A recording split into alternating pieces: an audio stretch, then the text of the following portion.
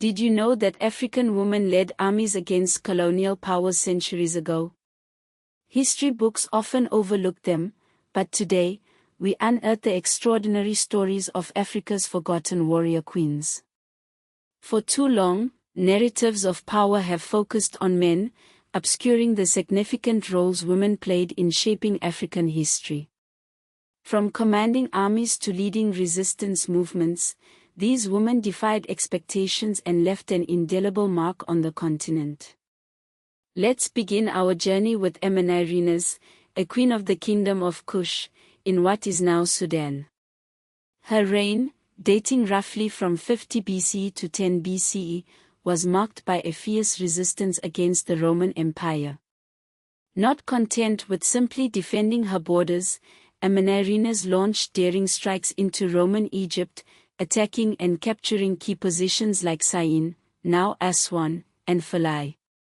Her military prowess forced Rome to negotiate a peace treaty, demonstrating that African rulers could challenge even the most powerful empires.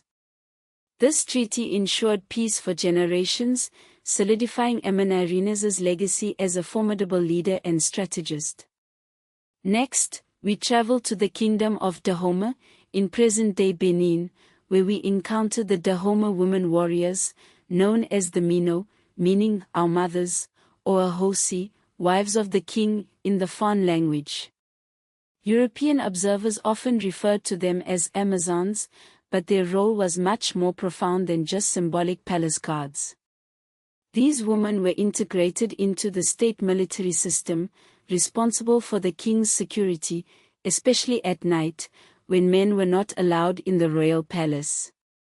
The Mino were renowned for their combat effectiveness and unwavering loyalty.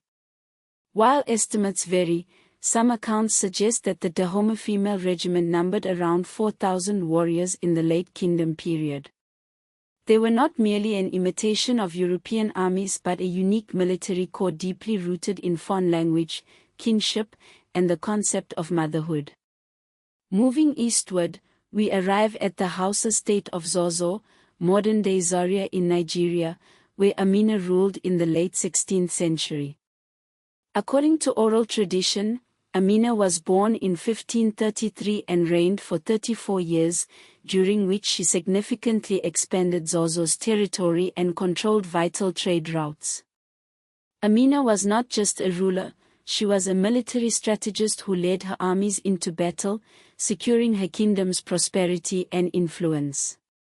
Her story, primarily preserved through oral tradition and later written synthesis, highlights the challenges of reconstructing history from fragmented sources. In the 17th century, Nzinga rose to power in Dango and Matamba, present-day Angola, after the death of her brother. Facing relentless Portuguese expansion, Nzinga led a prolonged resistance, defying colonial forces for decades. She was a skilled negotiator and a shrewd military leader, forming alliances with other African groups and even with European rivals of Portugal. Nzinga's resilience and determination made her a symbol of resistance against European colonialism in Africa. Our journey continues to the Asante Empire, in modern-day Ghana, where Asantewaa, the Queen Mother of Ejisu, ignited the War of the Golden Stool in March 1900. The British demand for the Golden Stool, the sacred symbol of Asante sovereignty, sparked the uprising.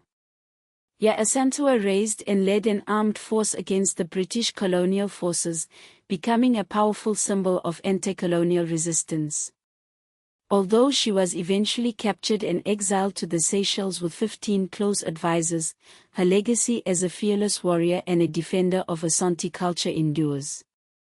Asantewaa's war was not just a military conflict, it was a defense of Asante political theology and legitimacy. In Zimbabwe, Nhanda, a spirit medium and priestess of the Shona people, emerged as a resistance leader during the First Kimurenga against British rule. Captured and executed in 1898, Nhanda became a martyr for Zimbabwean nationalism, linking spiritual authority, nationalism, and women's political leadership. Her story is a testament to the power of spiritual resistance against colonial oppression. Let's not forget Nondi, the mother of Shaka Zulu, remembered as a leader and political actor in Zulu history, although not typically described as a battlefield commander. And Queen Mantatisi, who led the Tlokwa in the early 1800s, reportedly over a polity of 40,000 to 50,000 strong, fighting to preserve her people during the upheavals of the Mfikane era in southern Africa. These women demonstrate that state power and military authority for women were legitimate in several African political systems, not exceptional anomalies. The historical record also suggests that women's military participation was not isolated. A medievalist study discusses evidence that regiments of women warriors were known in the Western Sudan, and argues that a medieval Arabic Latin report may describe female archers in 1094 tied to events in Iberia. Colonial and missionary writings often minimized women's authority, which helps explain why some of these figures survive in fragmented or distorted forms in the archive. It's important to approach these histories with nuance, recognizing that some figures, like Amina of Zazzau and Nzinga, are partly shaped by later nationalist retellings. The stories we've explored today challenge older colonial stereotypes that African women were politically passive or militarily marginal. They reveal a much more complex picture of female authority, succession, and warfare. These histories matter for debates over education and representation. They are increasingly used to correct school narratives that overemphasize male rulers and military leaders. Yet Asantewaa remains a major Ghanaian national symbol of resistance, and her name is widely used in schools, monuments, and public memory around anti-colonial struggle. The Dahomey women warriors are central to modern cultural memory in Benin and have become globally familiar through the Dora Milaje inspiration in Black Panther and the 2022 film The Woman King. These women show that state power and military authority for women were legitimate in several African political systems, not exceptional anomalies. What other stories of African women in history deserve to be told?